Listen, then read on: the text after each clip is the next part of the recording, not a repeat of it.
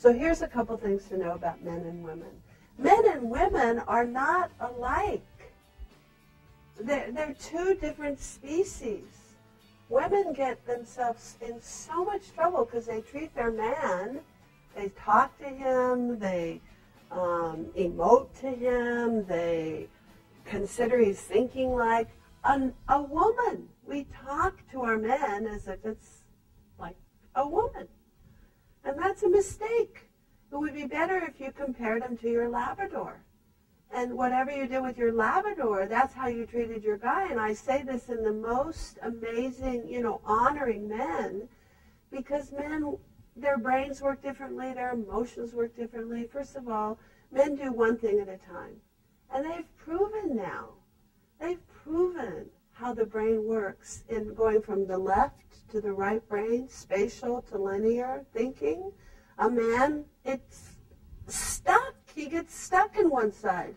It takes a lot of work for him to get over to the other side.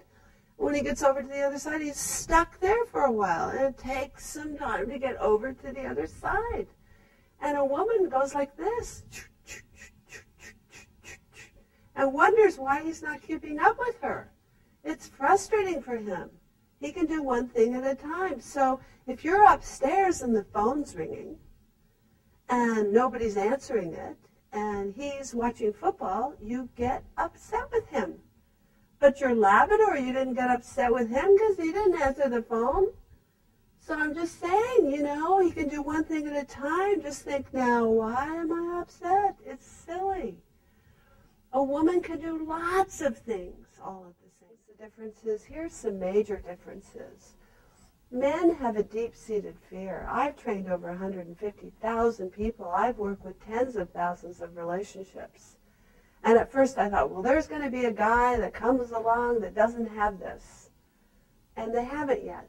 So from my experience, that's all I can share from. Men have a deep-seated fear they're not going to succeed.